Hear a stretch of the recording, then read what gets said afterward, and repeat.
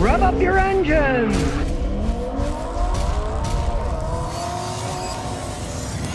Well, used car prices are stabilizing, but one is dropping like a stone, and that is used electric vehicles. It's bad enough you buy a new one, you buy a used one, you don't know what you're going to be getting. Well, get this. Last June, EV used prices dropped 29.5%. May, it dropped 28.9%, and April, it dropped 24%. That's a lot of dropping. You know, I was laughing my butt off when they were saying, these used electric cars, they're worth so much money. No, they aren't. Who knows where this data even comes from of these high prices, you know? If you want to know how the NADA, the price of used vehicles comes from, it's the money that the used car dealers say they sold their cars for. There's no actual testing of it. They say, how many people watched this movie when it came out? There isn't somebody clicking there counting it. What the movie theaters said, how many people showed up in their theater. And of course, it's to their advantage to lie, to make it look like it's a big hit so more people come in and watch it, right? Well, in this case, now they're dropping like a stone. If you ask me, it's the reality of the situation anyway. I had a neighbor in Houston. He bought a Model S Tesla. The original price was $126,000. He bought it used with 15,000 miles. He paid like 45 grand for the car. So that was like 1/3 of what the car originally cost, with 15,000 miles on it. And that's what they're really worth. And people are going to find out as time goes on. These things aren't, there's a good investment. I'll buy one of these and I'll sell it for more than I pay for it. No, those days are going away, especially with electric cars. They are dropping like a stone. And of course, if you think about it, at least you buy a brand new electric car, the battery should last quite some time, right? Let's say you buy a used electric car, it's got 100,000 miles on it. At a warranty, the battery's gone. If it's a Tesla, 20 to 30 grand to replace that, peanut money. Why not buy 2 extra batteries just in case, right?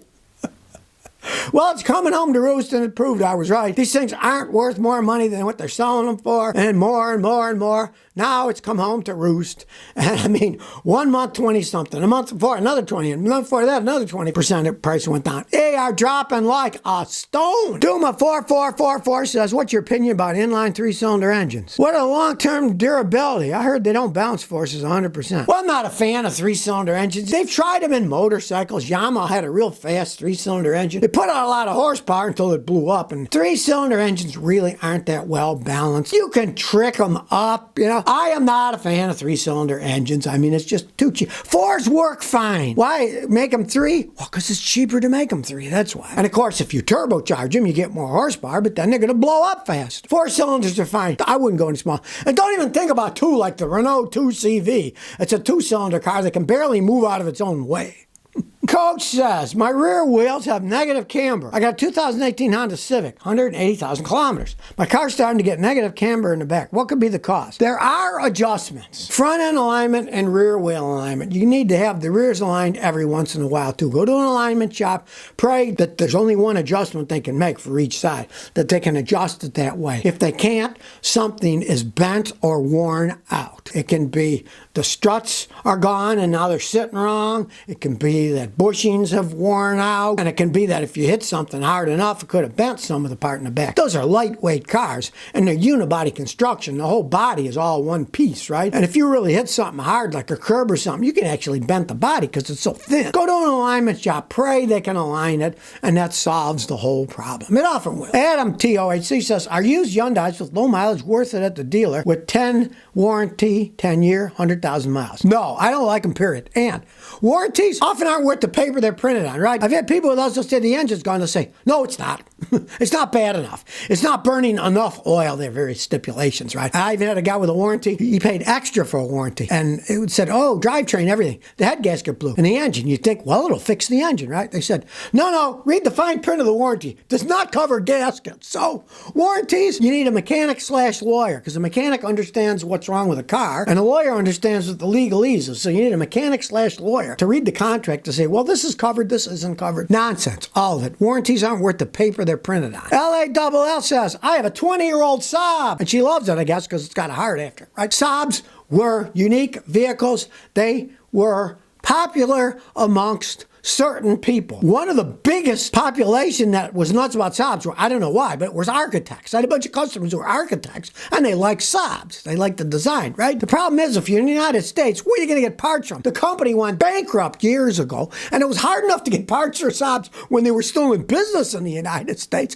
When I was in Houston, the Saab dealers were such crooks that Saab shut down the Houston independent dealerships. They shut them down. Then they opened one up that the company ran itself. And then 2 years later, the company went bankrupt, and that was the end of that. Interesting cars. Everything's backwards. The front of the engine was facing the back was facing the front. Some of them, to change the slave cylinder, you had to pull the engine and transmission out. They weren't made for fixing. They were fun to drive. They were driver's car. My old physics teacher, Mr. Philbin High School, had a Saab Sonnet, which was a V4 two-stroke engine. Now, ding, ding, ding, ding, ding, burn oil, right? It was made to burn oil. Interesting technology, but I wouldn't buy one. Well, they're always talking about making electricity from solar and wind. They got the big old wind turbines they show you in the ocean, right? Well, for a long time, they've had little ones. I've seen them in West Texas. Farmers would have them and stuff. So one guy decided, hey, can I put a little windmill in my yard to operate my house? Well, the short answer is pretty much no, you can't, because it would have to be humongous in order to generate enough electricity to run your one house. One, it has to be on a 100-foot pole.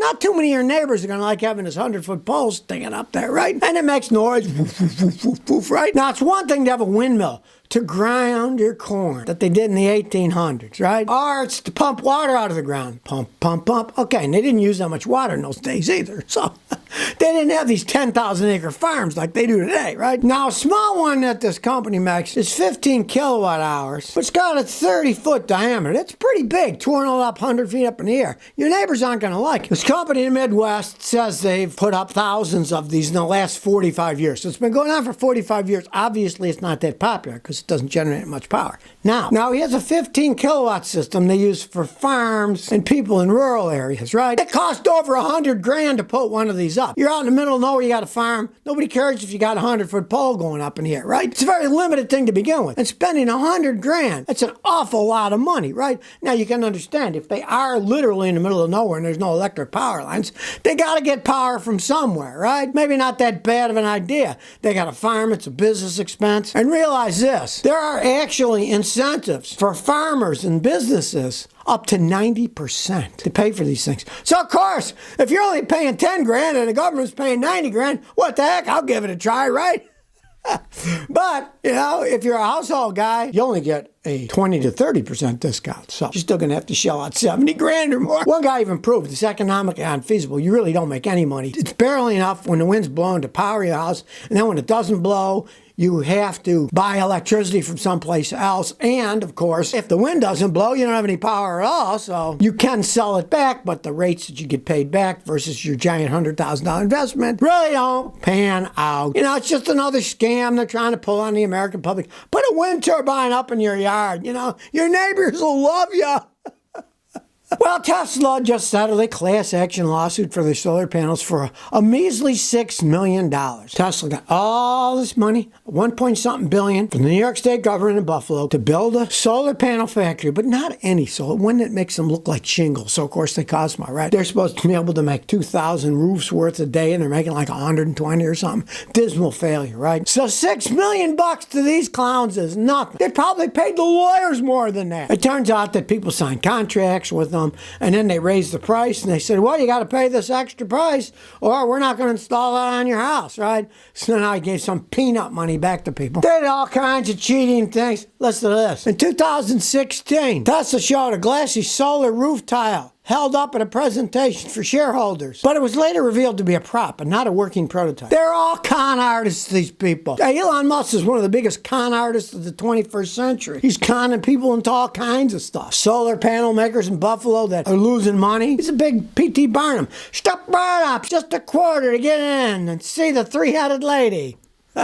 Anybody that falls for this stuff, they've only got themselves to blame. The stuff they're pulling. And in this case, he pays a measly $6 million fine for screwing all these people over and lying to them, right? It's unbelievable. The rich get away with everything. I just saw the other day that woman who pulled the con about being able to read people's blood, and she got a prison sentence. They've already knocked like 2 or 3 years off her sentence. Why? They're not saying why, right? Because she's rich. That's why. One rule for us, the other rule for the rich. Well, you can pretty much do what you want. We'll put you in a little minimum security prison where you can play tennis. It's absurd that people fall for this stuff. And the fact that when they do get caught, oh, a little slap on the wrist, not too hard now.